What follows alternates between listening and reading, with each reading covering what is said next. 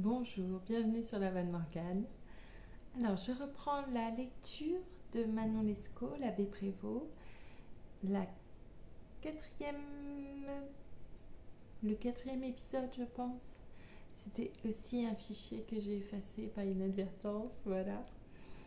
Donc, je reprends la lecture tout de suite. Je vous remercie beaucoup d'être là. J'espère que vous allez bien. Je commence par la fin, vous voyez. Oui, j'espère que vous allez bien et je vous remercie beaucoup d'être là et de m'écouter.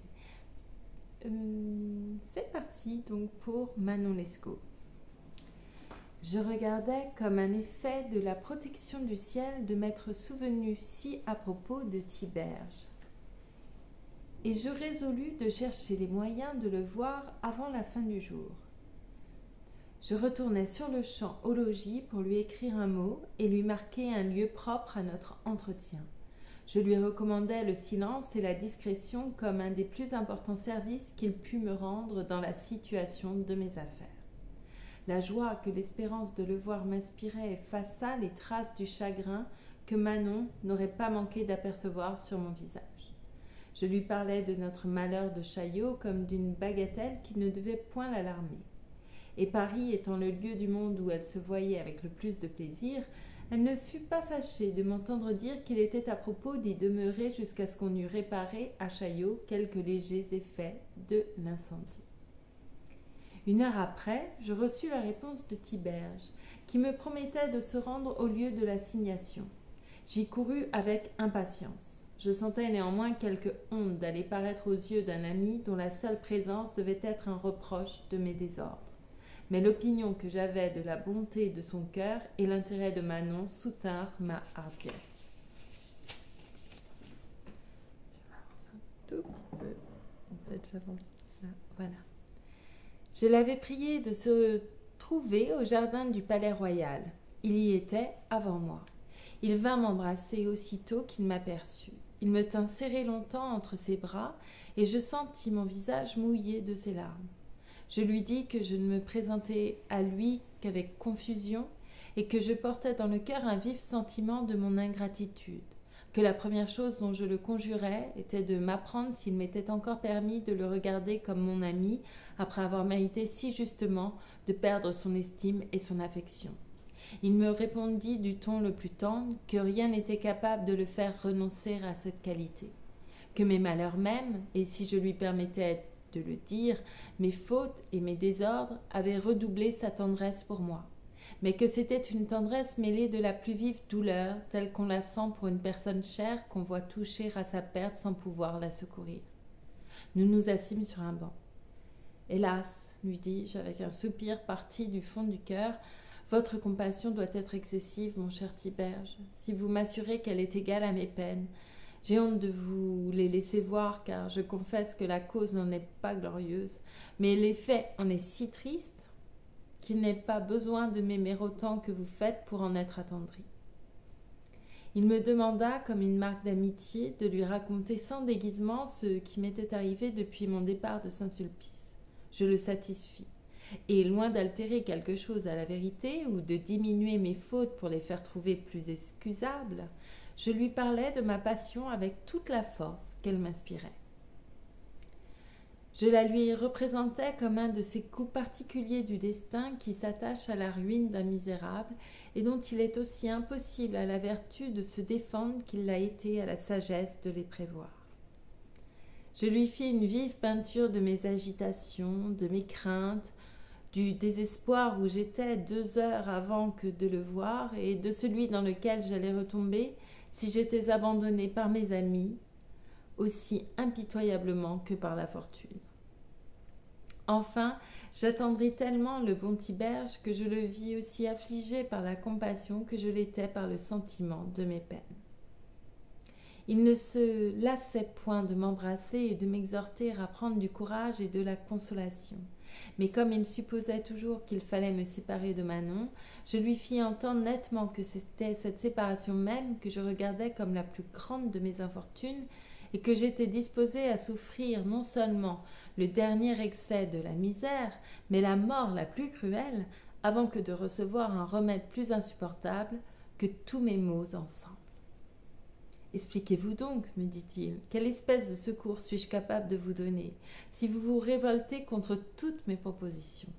Je n'osais lui déclarer que c'était de sa bourse que j'avais besoin.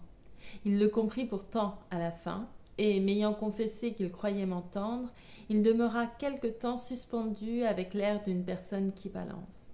« Ne croyez pas, reprit-il bientôt, que ma rêverie vienne d'un refroidissement de zèle et d'amitié. Mais à quelle alternative me réduisez-vous, s'il faut que je vous refuse le seul secours que vous voulez accepter, ou que je blesse mon devoir en vous l'accordant? Car n'est-ce pas prendre part à votre désordre que de vous y faire persévérer? Cependant, continua-t-il après avoir réfléchi un moment, je m'imagine que c'est peut-être l'état violent où l'indigence vous jette qui ne vous laisse pas assez de liberté pour choisir le meilleur parti. Il faut un esprit tranquille pour goûter la sagesse de la vérité. Je trouverai le moyen de vous faire avoir quelque argent. Permettez-moi, mon cher chevalier, ajouta-t-il en m'embrassant, d'y mettre seulement une condition. C'est que vous m'apprendrez le lieu de votre demeure et que vous souffrirez que je fasse du moins mes efforts pour vous ramener à la vertu que je sais que vous aimez et dont il n'y a que la violence de vos passions qui vous écarte. Je lui accordai sincèrement tout ce qu'il souhaitait, et je le priai de plaindre la malignité de mon sort qui me faisait profiter si mal des conseils d'un ami si vertueux. Il me mena aussitôt chez un banquier de sa connaissance qui m'avança 100 pistoles sur son billet, car il n'était rien moins qu'en argent comptant. J'ai déjà dit qu'il n'était pas riche, son bénéfice valait 1000 écus. Mais, comme c'était la première année qu'il le possédait, il n'avait encore rien touché du revenu. C'était sur les fruits futurs qu'il me faisait cette avance. Je sentis tout le prix de sa générosité. J'en fus touché jusqu'au point de déplorer l'aveuglement d'un amour fatal qui me faisait violer tous les devoirs. La vertu eut assez de force pendant quelques moments pour s'élever dans mon cœur contre ma passion. Et j'aperçus, du moins dans cet instant de lumière, la honte et l'indignité de mes chaînes. Mais ce combat fut léger et dura peu. La vue de Manon m'aurait fait précipiter du ciel, et je m'étonnais, en me retrouvant près d'elle, que j'eusse pu traiter un moment de honteuse une tendresse si juste pour un objet si charmant. Manon était une créature d'un caractère extraordinaire. Jamais fille n'eut moins d'attachement qu'elle pour l'argent. Mais elle ne pouvait être tranquille un moment avec la crainte d'en manquer. C'était du plaisir et des passe-temps qu'il lui fallait. Elle n'eût jamais voulu toucher un sou, si l'on pouvait se divertir sans qu'il en coûte. Elle ne s'informait pas même quel était le fond de nos richesses, pourvu qu'elle pût passer agréablement la journée. De sorte que, n'étant ni excessivement livrée au jeu, ni capable d'être éblouie par le faste des grandes dépenses, rien n'était plus facile que de la satisfaire, en lui faisant naître tous les jours des amusements de son goût. Mais c'était une chose si nécessaire pour elle d'être ainsi occupée par le plaisir qu'il n'y avait pas le moindre fond à faire sans cela sur son humeur et sur ses inclinations. Quoiqu'elle m'aimât tendrement, et que je fusse le seul, comme elle en convenait volontiers, qui pût lui faire goûter parfaitement les douceurs de l'amour, j'étais presque certain que sa tendresse ne tiendrait point contre de certaines craintes. Elle m'aurait préféré à toute la terre avec une fortune médiocre, mais je ne doutais nullement qu'elle ne m'abandonnât pour quelque nouveau bé lorsqu'il ne me resterait que de la constance et de la fidélité à lui offrir. Je résolus donc de régler si bien ma dépense particulière que je fusse toujours en état de fournir aux siennes et de me priver plutôt de 1000 choses nécessaires que de la borner même pour le superflu. Le carrosse m'effrayait plus que tout le reste, car il n'y avait point d'apparence de pouvoir entretenir les chevaux et un cocher. Je découvris ma peine à M. Lescaut, je ne lui avais point caché que j'eusse reçu 100 pistoles d'un ami. Il me répéta que si je voulais tenter le hasard du jeu, il ne désespérait point qu'en sacrifiant de bonne grâce une centaine de francs pour traiter ses associés, je ne pusse être admis à sa recommandation dans la Ligue de l'Industrie. Quelque répugnance que j'eusse à tromper, je me laissai entraîner par une cruelle nécessité. Monsieur Lescaut me présenta le soir même comme un de ses parents. Il ajouta que j'étais d'autant mieux disposée à réussir que j'avais besoin des plus grandes faveurs de la fortune. Cependant, pour faire connaître que ma misère n'était pas celle d'un homme de néant, il leur dit que j'étais dans le dessein de leur donner à souper. L'offre fut acceptée. Je les traitai magnifiquement. On s'entretint longtemps de la gentillesse de ma figure et de mes heureuses dispositions.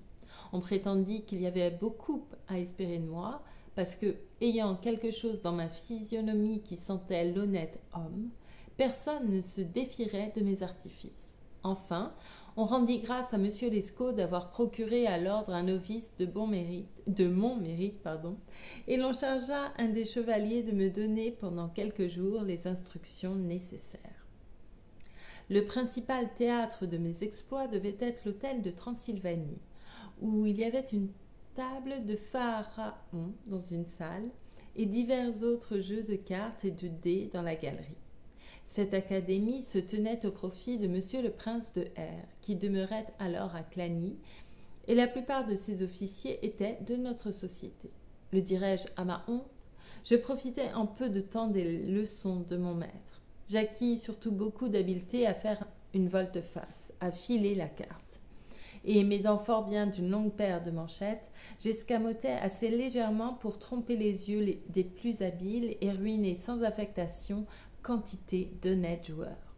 Cette adresse extraordinaire hâta si fort les progrès de ma fortune que je me trouvai en peu de semaines des sommes considérables, outre celles que je partageais de bonne foi avec mes associés. Je ne craignis plus alors de découvrir à Manon notre perte de Chaillot, et, pour la consoler en lui apprenant cette fâcheuse nouvelle, je louai une maison garnie où nous nous établîmes avec un air d'opulence et de sécurité. Thiberge n'avait pas manqué, pendant ce temps, de me rendre de fréquentes visites. Sa morale ne finissait point. Il recommençait sans cesse à me représenter le tort que je faisais à ma conscience, à mon honneur et à ma fortune. Je recevais ses avis avec amitié, et, quoique je n'eusse pas la moindre disposition à les suivre, je lui savais bon gré de son zèle, parce que j'en connaissais la source. Quelquefois je le raillais agréablement en présence même de Manon, et je l'exhortais de n'être pas plus scrupuleux qu'un grand nombre d'évêques et d'autres prêtres qui savent accorder fort bien une maîtresse avec un bénéfice. Voyez, lui disais-je en lui montrant les yeux de la mienne, et dites-moi s'il y a des fautes qui ne soient pas justifiées par une si belle cause. Il prenait patience. Il la poussa même assez loin.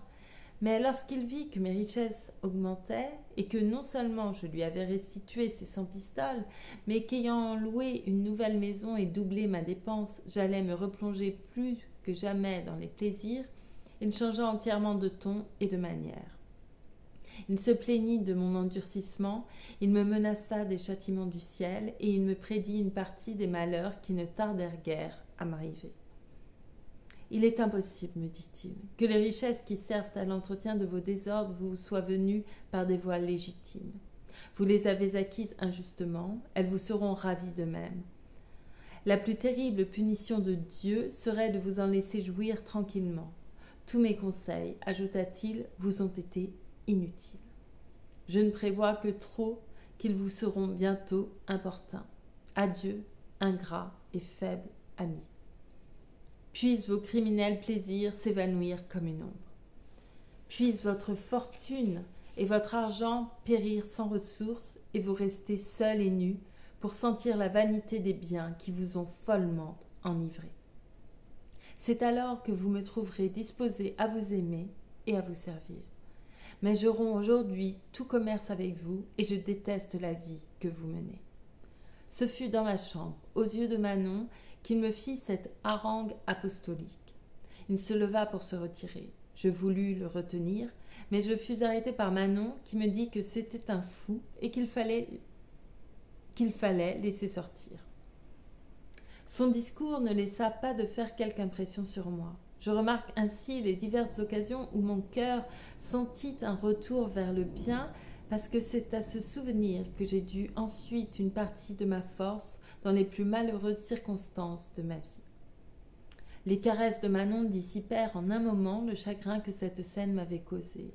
Nous continuâmes de mener une vie toute composée de plaisir et d'amour. L'augmentation de nos richesses redoubla notre affection. Vénus et la fortune n'avaient point d'esclaves plus heureux. Dieu, pourquoi nommer le monde un lieu de misère, puisqu'on y peut goûter de si charmantes délices? Mais, hélas, l'heure faible est de passer trop vite.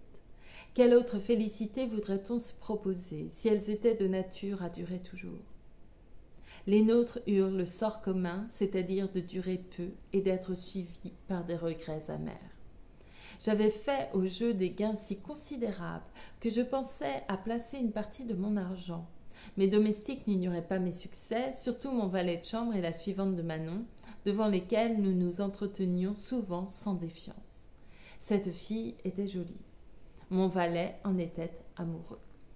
Ils avaient affaire à des maîtres jeunes et faciles qu'ils s'imaginèrent pouvoir tromper aisément. Ils en conçurent le dessein et ils l'exécutèrent si malheureusement pour nous qu'ils nous mirent dans un état dont il ne nous a jamais été possible de nous relever. Monsieur Lescaut nous ayant un jour donné à souper, il était environ minuit lorsque nous retournâmes au logis. J'appelai mon valet et Manon, sa femme de chambre.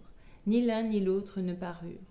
On nous dit qu'ils n'avaient point été vus dans la maison depuis 8 heures et qu'ils étaient sortis après avoir fait transporter quelques caisses, suivant les ordres qu'ils disaient avoir reçus de moi. Je pressentis une partie de la vérité, mais je ne formais point des soupçons qui ne fussent surpassés parce que j'aperçus en entrant dans ma chambre. La serrure de mon cabinet avait été forcée et mon argent enlevé avec tous mes habits. Dans le temps que je réfléchissais seule sur cet accident, Manon vint, tout effrayée, m'apprendre qu'on avait fait le même ravage dans son appartement. Le coup me parut si cruel qu'il n'y eut qu'un effort extraordinaire de raison qui m'empêcha de me livrer aux cris et aux pleurs. La crainte de communiquer mon désespoir à Manon me fit affecter de prendre un visage tranquille. Je lui dis en badinant que je me vengerais sur quelque dupe à l'hôtel de Transylvanie. Cependant, elle me sembla si sensible à notre malheur que sa tristesse eut bien plus de force pour m'affliger que ma feinte n'en avait eu pour l'empêcher d'être abattue. « Nous sommes perdus, » me dit-elle, les larmes aux yeux. Je m'efforçai en vain de la consoler par mes caresses. Mes propres pleurs trahissaient mon désespoir et ma consternation. En effet, nous étions ruinés, si absolument qu'il ne nous restait pas une chemise. Je pris le parti d'envoyer chercher sur le champ M. Lescaut. Il me conseilla d'aller à l'heure même chez M. le lieutenant de police et M. le grand prévôt de Paris. J'y allai, mais ce fut pour mon plus grand malheur, car, outre que cette démarche et celle que je fis faire à ces 2 officiers de justice ne produisirent rien, je donnai le temps à Lescaut d'entretenir sa sœur et de lui inspirer pendant mon absence une horrible résolution. Il lui parla de M. de G.M., vieux voluptueux, qui payait prodigalement ses plaisirs et lui fit envisager tant davantage à se mettre à sa solde que, troublée comme elle était par notre disgrâce, elle entra dans tout ce qu'il entreprit de lui persuader. Cet honorable marché fut conclu avant mon retour et l'exécution remise au lendemain, après que Lescaut aurait prévenu M. de G.M. Je le trouvais qui m'attendait au logis. Mais Manon s'était couchée dans son appartement et elle avait donné ordre à son laquais de me dire qu'ayant besoin d'un peu de repos, elle me priait de la laisser seule pendant cette nuit. Lescaut me quitta après m'avoir offert quelques pistoles que j'acceptai. Il était près de 4 heures quand je me mis au lit. Et m'y étant encore occupé longtemps des moyens de rétablir ma fortune, je m'endormis si tard que je ne pus me réveiller que vers les 11 heures ou midi. Je me levai promptement pour aller m'informer de la santé de Manon. On me dit qu'elle était sortie 1 heure auparavant avec son frère, qu'il était venu prendre dans un carrosse de louage. Quoiqu'une telle partie faite avec Lescaut me parut mystérieuse, je me fis violence pour suspendre mes soupçons. Je laissai couler quelques heures que je passais à lire. Enfin, n'étant plus le maître de mon inquiétude, je me promenais à grands pas dans nos appartements. J'aperçus dans celui de Manon une lettre cachetée qui était sur sa table. L'adresse était à moi et l'écriture de sa main. Je l'ouvris avec un frisson mortel. Elle était dans ces termes. Je te jure, mon cher chevalier, que tu es l'idole de mon cœur et qu'il n'y a que toi au monde que je puisse aimer de la façon dont je t'aime.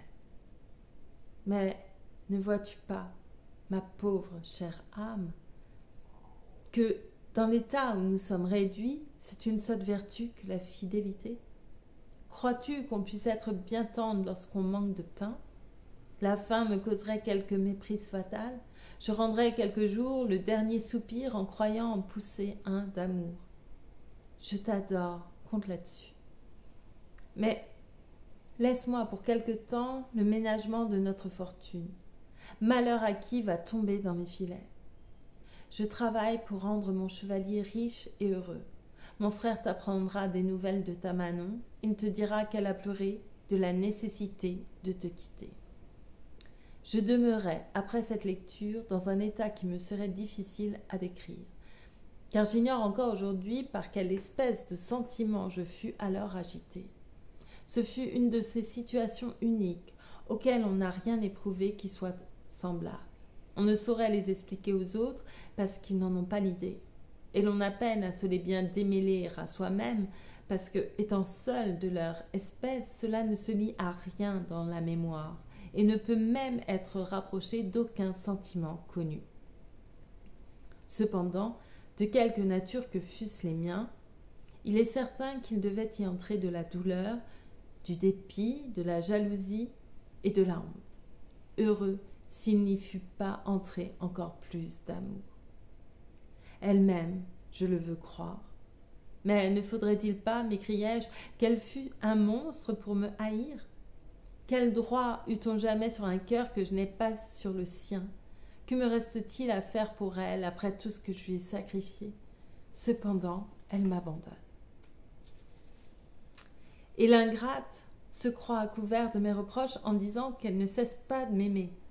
Elle appréhende la fin, Dieu d'amour, quelle grossièreté de sentiment, et que c'est répondre mal à ma délicatesse. Je ne l'ai pas appréhendée, moi qui m'y expose si volontiers pour elle en renonçant à ma fortune et aux douceurs de la maison de mon père. Moi qui me suis retranchée jusqu'au nécessaire pour satisfaire ses petites humeurs et ses caprices. Elle m'adore, dit-elle. Si tu m'adorais ingrate, je sais bien de qui tu aurais pris des conseils. Tu ne m'aurais pas quittée, du moins sans me dire adieu. C'est à moi qu'il faut demander quelle peine cruelle on sent de se séparer de ce qu'on adore. Il faudra avoir perdu l'esprit pour s'y exposer volontairement. Mes plaintes furent interrompues par une visite à laquelle je ne m'attendais pas.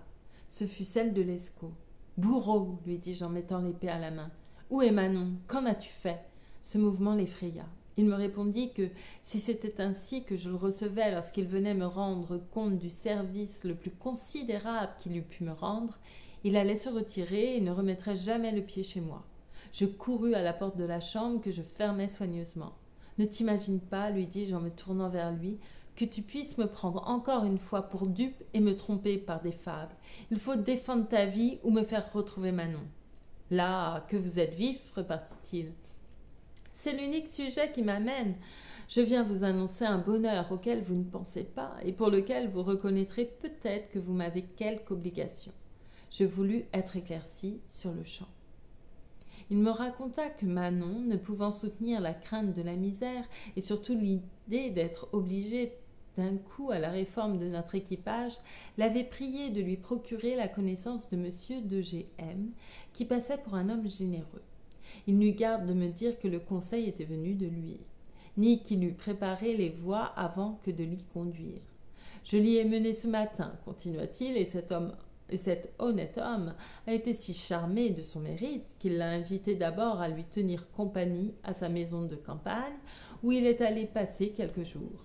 Moi, ajouta Lescaut, qui est pénétré tout d'un coup de quel avantage cela pouvait être pour vous, Je lui ai fait entendre adroitement que Manon avait essuyé des pertes considérables. Et j'ai tellement piqué sa générosité qu'il a commencé par lui faire un présent de 200 pistoles. Je lui ai dit que cela était honnête pour le présent, mais que l'avenir amènerait à ma sœur de grands besoins. Qu'elle s'était chargée d'ailleurs du soin d'un jeune frère qui nous était resté sur les bras après la mort de nos pères et mères, et que s'il la croyait digne de son estime, il ne la laisserait pas souffrir sans ce pauvre enfant qu'elle regardait comme la moitié d'elle-même. Ce récit n'a pas manqué de l'attendrir. Il s'est engagé à louer une maison commode pour vous et pour Manon, car c'est vous-même qui êtes ce pauvre petit frère orphelin.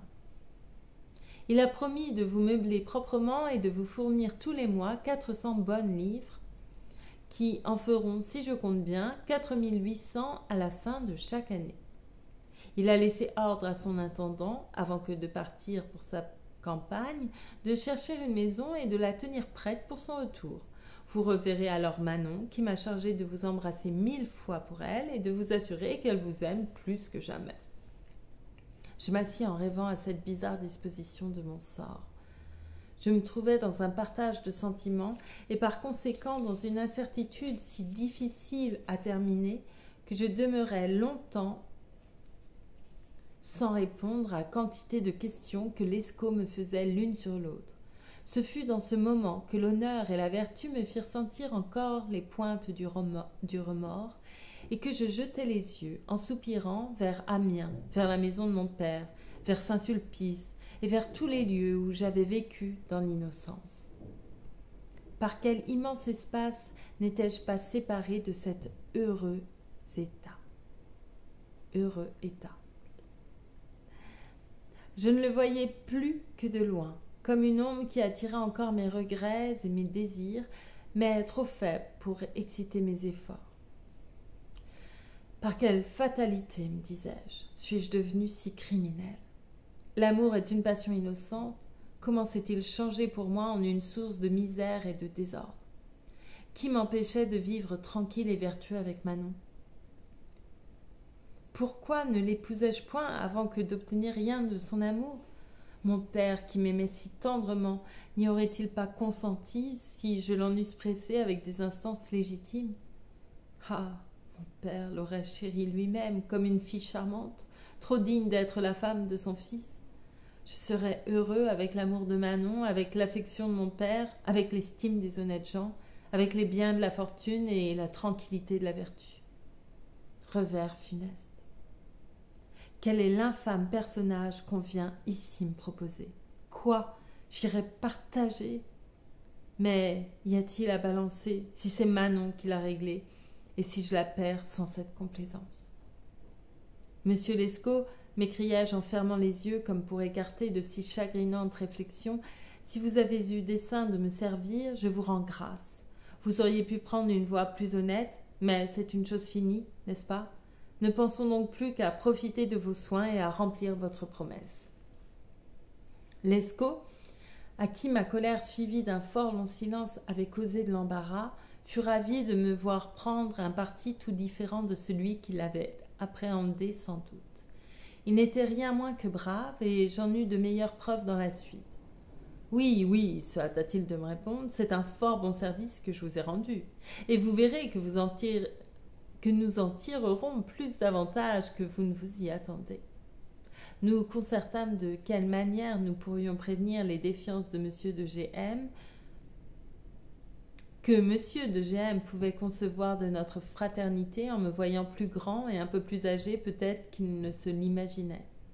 Nous ne trouvâmes point d'autre moyen que de prendre devant lui un air simple et provincial et de lui faire croire que j'étais dans le dessein d'entrer dans l'état ecclésiastique et que j'allais pour cela tous les jours au collège.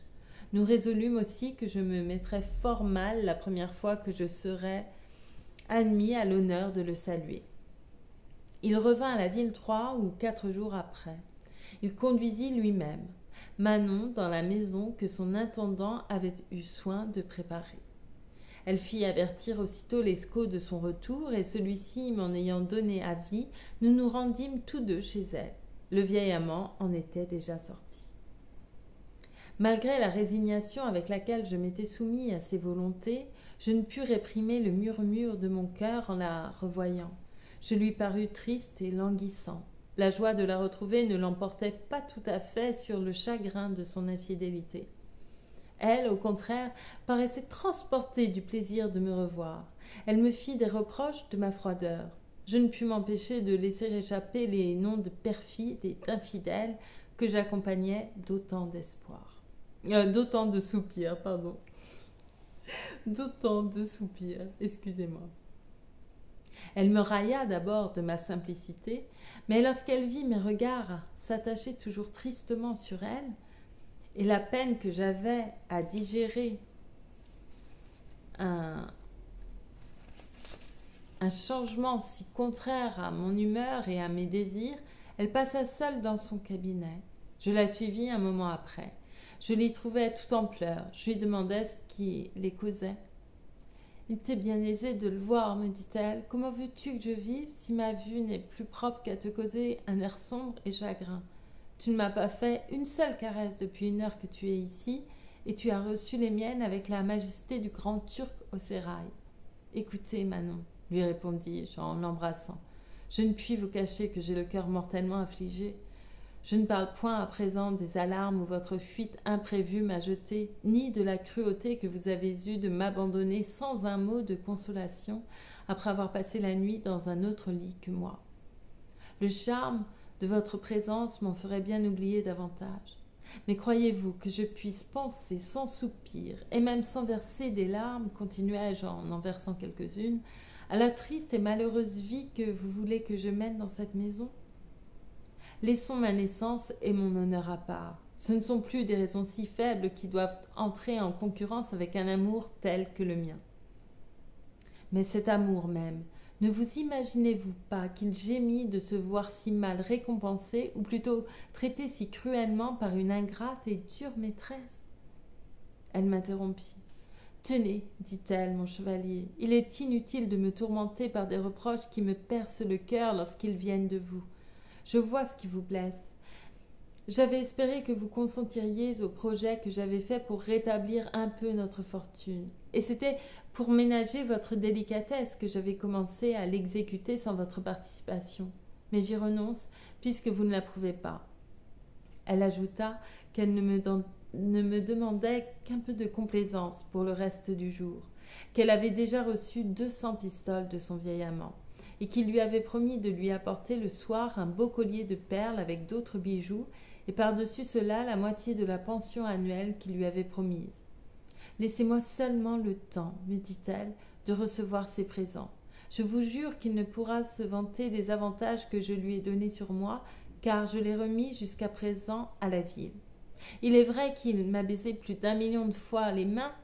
Il est juste qu'il paye ce plaisir, et ce ne sera point trop de 5 à 6 000 francs en proportionnant le prix à ses richesses et à son âge. » Sa résolution me fut beaucoup plus agréable que l'espérance des 5 000 livres.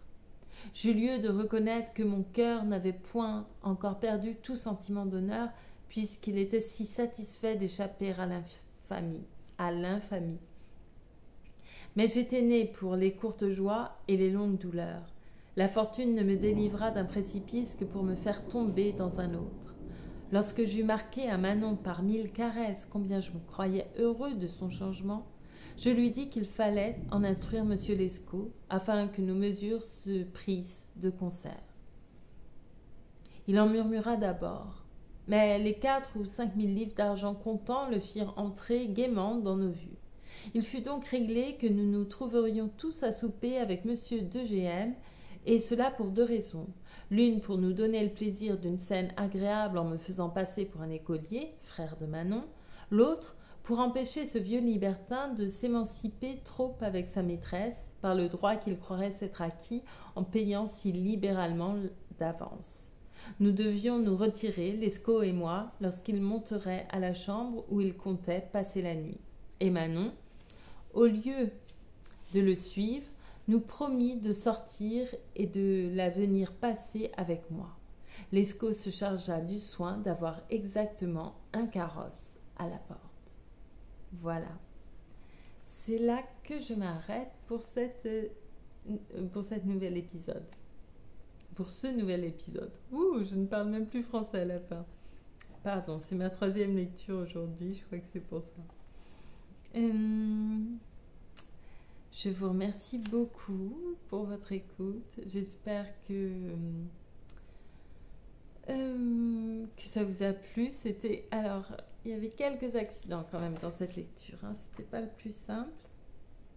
J'ai un peu buté sur les mots, excusez-moi. Voilà. J'espère que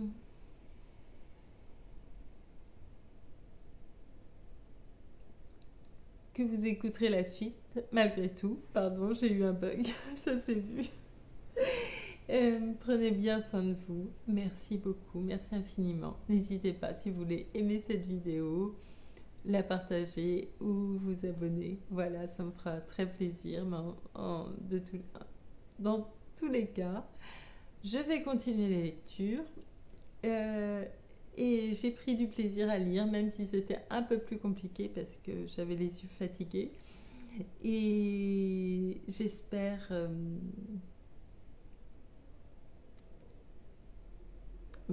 que vous continuerez à me suivre, tout simplement. Voilà, faites bien attention à vous et merci beaucoup. Merci.